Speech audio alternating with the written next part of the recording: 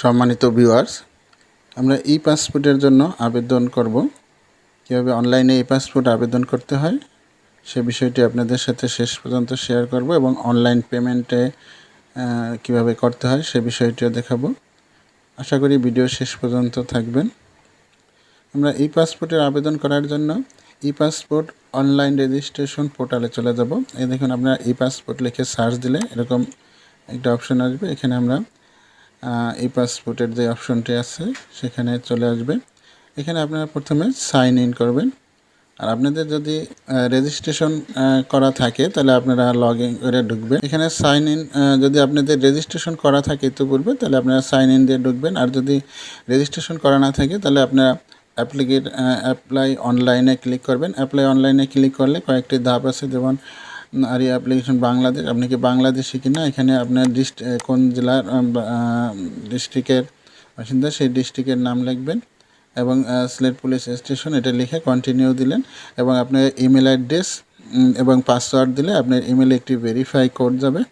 তারপরে আপনার ইমেলে ভেরিফাই করার পরে আপনার একটি অ্যাকাউন্ট খোলা হয়ে যাবে। অ্যাকাউন্ট খোলার পরে আপনারা কীভাবে অনলাইনে আবার প্রবেশ করবেন সেটিও দেখাচ্ছি। আপনি সাইন ইন দিয়ে তারপরে এখানে ইমেল অ্যাড্রেস দিবেন এবং পাসওয়ার্ড দিবেন। পাসওয়ার্ড দেওয়ার পরে আপনাদের এরকম একটি ইন্টারফেস চলে আসবে। সেখানে দেখুন ডান দিকে apply for new passport, new E passport এই অপশনে ক্লিক করবেন।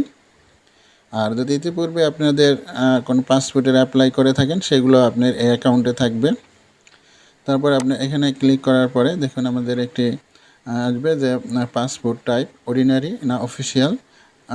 যারা অফিসে চাকরিজীবী আছেন তাদের জন্য অফিসিয়াল পাসপোর্ট সিলেক্ট করবেন, আর যারা চাকরি করে না সাধারণ তাদের জন্য অর্ডিনারি পাসপোর্ট দিয়ে সেভ অ্যান্ড কন্টিনিউতে ক্লিক করবেন। সেভ অ্যান্ড কন্টিনিউতে দিলে আপনি যদি ওই অ্যাকাউন্টের ওই লোকেই হয় তাহলে একটি অ্যাকাউন্ট দিয়ে 6টি পাসপোর্টের আবেদন করা যায়। তাহলে আই অ্যাম মাইসেলফ দেবেন, তাহলে এখানে অটোমেটিক নাম আর চলে আসবে। আর যদি আপনি অন্য ব্যক্তি হন তাহলে এখানে আপনার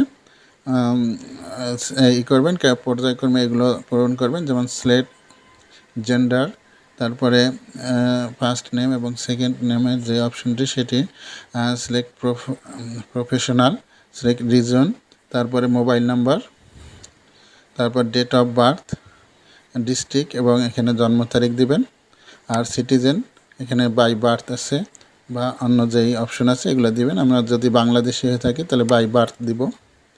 তারপরে সেভ অ্যান্ড কন্টিনিউতে ক্লিক করতে আমরা দ্বিতীয় ধাপে এখানে অ্যাড্রেস আছে।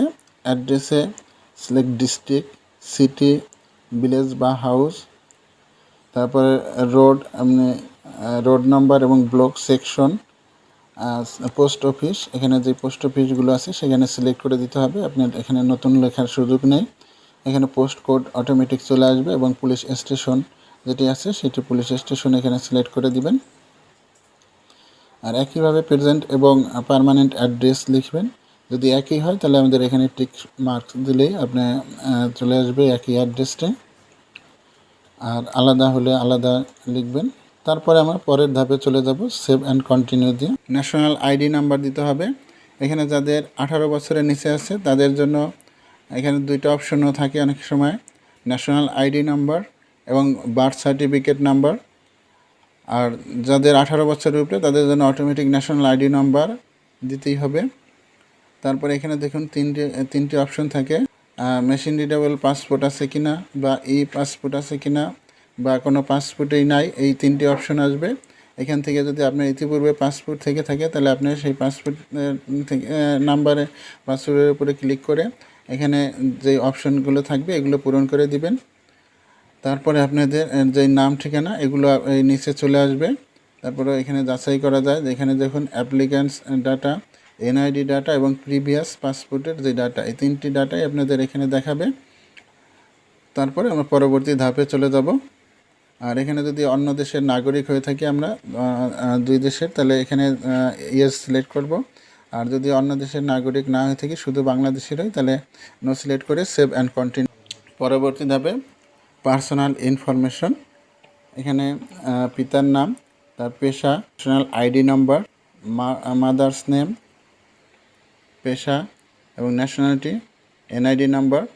আর যদি পিতামাতা অবর্তমানে যদি লিগ্যাল কোনো গার্ডিয়ান থাকে তাহলে তার নাম এবং পেশা, nationality, ministry of home affairs order number.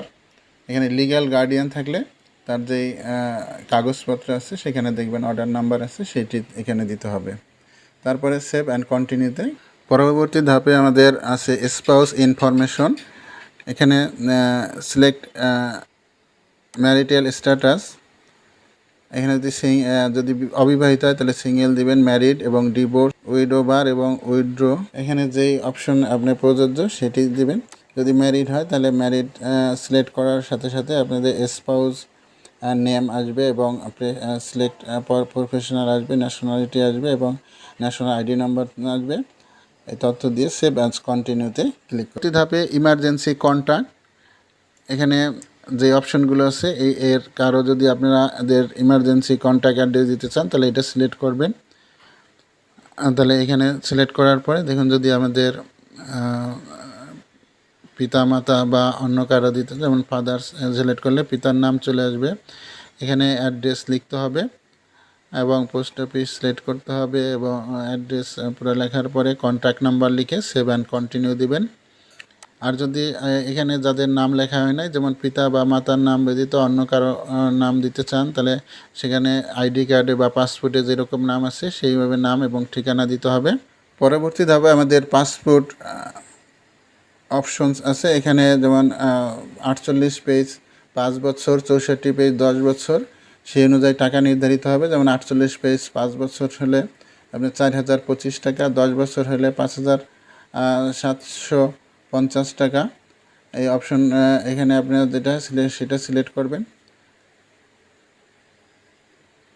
তারপরে সেভ অ্যান্ড কন্টিনিউতে ক্লিক করবেন। সেভ অ্যান্ড কন্টিনিউতে ক্লিক করার পরে এখানে দেখুন রেগুলার ডেলিভারিতে হচ্ছে 5000, 10 বছরের জন্য 5750 টাকা। এক্সপ্রেস ডেলিভারিতে হচ্ছে 8050 টাকা এবং সুপার এক্সপ্রেস ডেলিভারিতে হচ্ছে 10350 টাকা। এক্সপ্রেস ডেলিভারিতে 21 দিনের মধ্যে দেওয়া হবে এবং সুপার এক্সপ্রেসে 3 দিনের মধ্যে পাসপোর্ট দেওয়া হবে। সেই হিসাবে আপনার এখানে 10,350 টাকা চার্জ দিতে হবে। আপনারা এটা প্রয়োজন অনুযায়ী সিলেক্ট করবেন। তারপরে সেভ অ্যান্ড কন্টিনিউতে ক্লিক করবেন। সেভ অ্যান্ড কন্টিনিউতে ক্লিক করার পরে দেখুন আপনার পুরো অপশন যতগুলো ফর্ম পূরণ করা হয়েছে সমস্ত অপশন একসাথে শো করবে। এখান থেকে প্রয়োজনীয় সংশোধন এবং সংযোজন, বিয়োজন এবং যাচাই বাছাই করার পরে আপনারা এখানে যেমন আমি শপথ করতেছি এই প্রদত্ত তথ্য সঠিক, এটা দিয়ে কনফার্ম এবং process to payment, confirm and proceed to payment এই অপশনে ক্লিক করব। এই অপশনে ক্লিক করার পরে দেখুন আবার এখানে পেমেন্ট অপশনে ক্লিক করব। পেমেন্ট অপশনে ক্লিক করার পরে আমাদের অফলাইন পেমেন্ট বা অনলাইন পেমেন্ট যেটি আপনারা করতে পারবেন। আমরা অনলাইন পেমেন্ট কীভাবে করতে হয় সেটিও একই সাথে দেখাবো। এখানে কন্টিনিউ দিব। অনলাইন পেমেন্ট দেওয়ার পরে কন্টিনিউ দেব। কন্টিনিউ দেওয়ার পরে দেখুন আমাদের এই পেমেন্টে কত টাকা এটি দেখাচ্ছে এবং কয়েকটি মাধ্যম আছে। এখানে mobile banking, card, internet banking, wallet এই অপশনে যেই অপশনগুলো আপনাদের যেই অপশনে টাকা আছে বা যেটা আপনি সিলেক্ট করতে চান, আমরা বিকাশের মাধ্যমে দেখাচ্ছি। বিকাশে পেমেন্ট অপশনে ক্লিক করব। এখানে অ্যাকাউন্ট নাম্বারটি দিতে হবে। তারপরে কনফার্মেশনে দিতে হবে। কনফার্মেশন দিলে আপনার মোবাইলে 6 ডিজিটের একটি ওটিপি কোড যাবে, সেটি আবার এখানে লিখে দিতে হবে। তারপর আবার কনফার্মে দিতে হবে। তারপরে এন্টার পাসওয়ার্ড দিতে হবে। পাসওয়ার্ড দেওয়ার পরে আবার কনফার্ম। এখানে যে পেমেন্ট অপশন পেমেন্ট হয়ে গেছে, কিন্তু এখানে এটা চেক পেমেন্ট স্ট্যাটাস, এখানে যদি পেমেন্টটি না আসে ততক্ষণ পর্যন্ত আপনার আবেদন সাকসেসফুলি দেখাবে না বা আবেদনের কোনো কপি দিবে না। তাই এটি আপনারা দেখুন এইভাবে চেক পেমেন্ট স্ট্যাটাস ক্লিক করলেন। এখানে দেখুন payment transfer was not found, please try late. এখানে আবার এখানে আপনারা যদি এরকম আসে যেই পর্যন্ত পেমেন্টটি এই সার্ভারে না ঢুকবে ওই পর্যন্ত আপনার অ্যাপ্লিকেশন কপি দিবে না। তাই বারবার এখানে এই যে ভিউ অ্যাপ্লিকেশন ডাটা এখানে ক্লিক করার পরে আবার নিচে এখানে চলে আসতে হবে। এখানে আবার টিক মার্কস দিয়ে আবার এখানে পেমেন্টের এই অপশনে ক্লিক করতে হবে। এখানে দেওয়ার পরে দেখুন চেক পেমেন্ট স্ট্যাটাস, এখানে যতক্ষণ পর্যন্ত পেমেন্ট না হবে ততক্ষণ পর্যন্ত কয়েকবার ট্রাই করবেন। তাহলে যখন এই টাকাটা ঢুকবে তখন আপনার আবেদনের কপি পাবেন। এই আবেদনের কপি প্রিন্ট দিবেন এবং যেই অ্যাপ্লিক্যান্টসের যে নাম্বারটি আছে, যে আপনাদের অ্যাপ্লিক্যান্টস এখানে দেখুন এই যে একটি নাম্বার আছে অনলাইন রেজিস্ট্রেশন আইডি, এই আইডি নাম্বার দিয়ে আপনারা এক পে থেকে এটা একটা রসিদ আপনারা নেবেন। এখানে সেটি আপনাদের দেখাবো কীভাবে এক পে থেকে যেমন পূর্ববর্তী পরিশোধসমূহ, এখানে পাসপোর্ট আইডি, এখানে পাসপোর্ট আইডিতে নাম্বারটি দিবেন। এই নাম্বারটি দেওয়ার পরে জমা দিন। জমা দেওয়ার পরে এখানে দেখুন আপনাদের যে টাকাটা পেমেন্ট করা হয়েছে কার নামে নাম সহ এখানে চলে আসবে। এরপরে ডাউনলোড করবেন, ডাউনলোড করে প্রিন্ট নেবেন এবং সাথে সাথে এই আবেদনটিও ডাউনলোড করে প্রিন্ট নিয়ে তারপরে প্রয়োজনীয় কাগজপত্র সহ পাসপোর্ট অফিসে জমা দিবেন। ধন্যবাদ সবাইকে।